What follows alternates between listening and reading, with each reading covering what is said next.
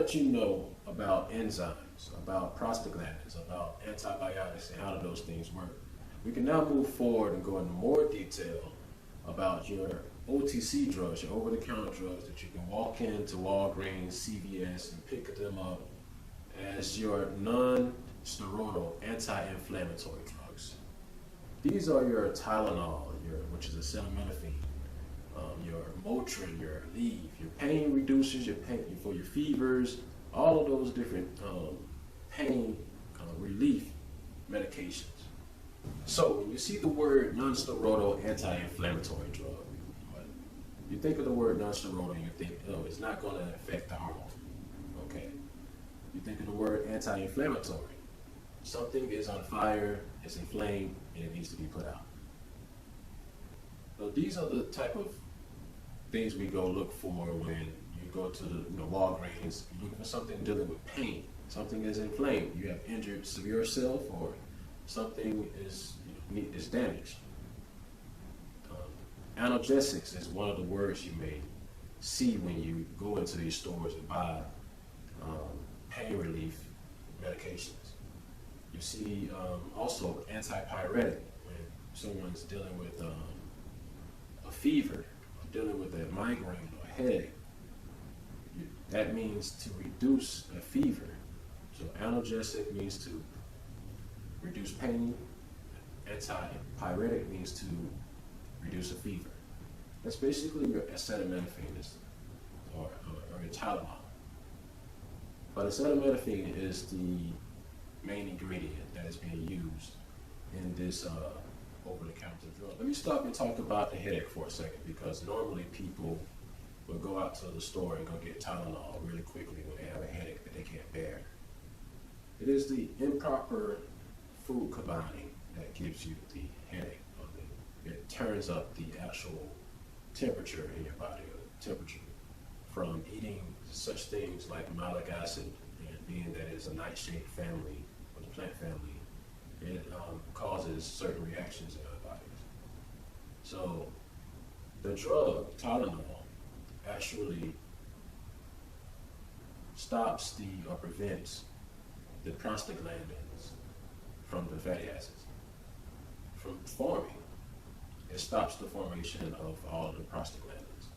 So that's what's causing the swelling or the pain or the warmth, the temperature rising, increasing temperature. But that is the actual body's natural way to respond to toxicity. So you see, the medical industry is predicated upon pain management.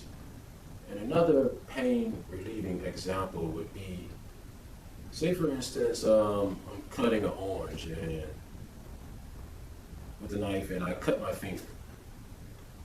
I'm going to have a reaction whether how many neurons I cut, where it circulates all the way to my nervous system, my central nervous system, and it travels to my thalamus and relays back to my cerebral cortex.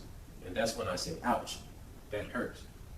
There's two pain receptors, one fast, one slow. The fast one is myelinated, which travels faster to travel to the cerebral cortex. No matter how many nerves that I hit, the more pain that is emitted. The slow one is the non-myelinated, is myelinated nerve sheath. It goes slow, so that goes through the limbic system. It travels through the central nervous system, but it also goes to the limbic system that controls the emotional component of pain. And that's that feeling like, oh, it hurts so bad and I can't take it. It just really hurts. It's really emotional when it hurts that bad. All of these analgesics have the ability to inhibit prostaglandin formation. So the person that has arthritis, or the athlete that had an injury within his joint that has chronic inflammation, they're not allowed to actually fix or replenish that joint, because the prostaglandins has built up so much, whether it's in the hands or wrist or elbow or leg, the knees. It has built up something called uric acid in those joints. Because some people take aspirin for their joint inflammation because they can have developed carpal tunnel from an injury, a car accident, or athletic injury. These things are just done by your normal non-steroidal anti-inflammatory drugs. As an herbal biochemist, I have to give the alternative medicine approach to these analgesic conventional medicines. And a lot of these herbs have analgesic properties that are found in the same pharmaceuticals. Say, for instance, the aspirin. The aspirin has something called salicine, which comes from the white willow tree, nature's aspirin.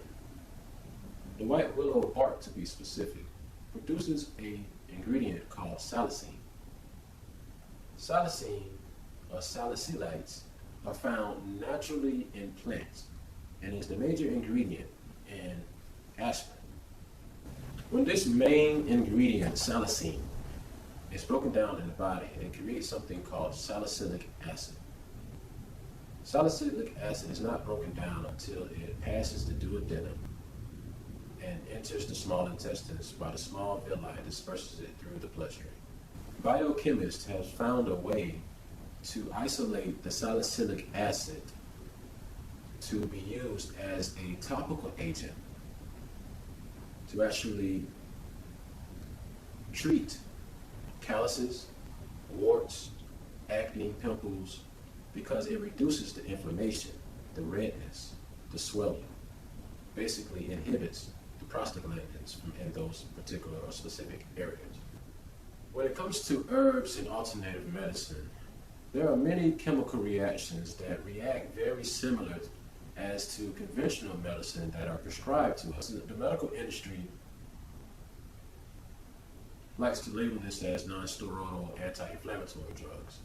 And then in herbology, we would just simply say anti-inflammatory, antipyretic, antihistamine, antibacterial, anticoagulant. I didn't explain anticoagulant. It is basically to stop the thrombus from building up. The thrombus is basically a platelet of cells making a blood clot. That blood clot can happen within women when they're menstruating, or better yet, when somebody has atherosclerosis. A blood clot can be treated with a non-steroidal anti-inflammatory by taking anticoagulant type of pain relief, or it can also cause a pain. When arteries get shut down, you don't get certain circulations within the body system. So that's for anticoagulant herbs. Herbs such as ashoka for women, or musta for women when they're having dysmenorrhea, which is a part of the menstruation cycle, or if they're having any type of uterine contraction or menstrual cramps. Herbs like garlic powder to clear out the blood clot. See, they may use something called warfarin or glutamine. I just use kale. I use onion powder. I use things like turmeric. Those are for the actual clearing of your arteries and making sure thrombosis does not affect no clots, no blood clots. Then you have your arthritis. You have a different approach. It's a different approach when it comes. It's not just all anti-inflammatory. You got herbs like devil's claw. You got herbs like birch leaf, holy basil. Those are for good for anti-inflammatory ways to actually deal with arthritis. Actually getting rid of arthritis on long-term effect, because you've chronically been dealing with this for so long, and it's time to get rid of it. So I want to thank you for watching the video. It's been good teaching with everyone, and be sure to check out Shalom Health Services, and I'll leave you with Hotel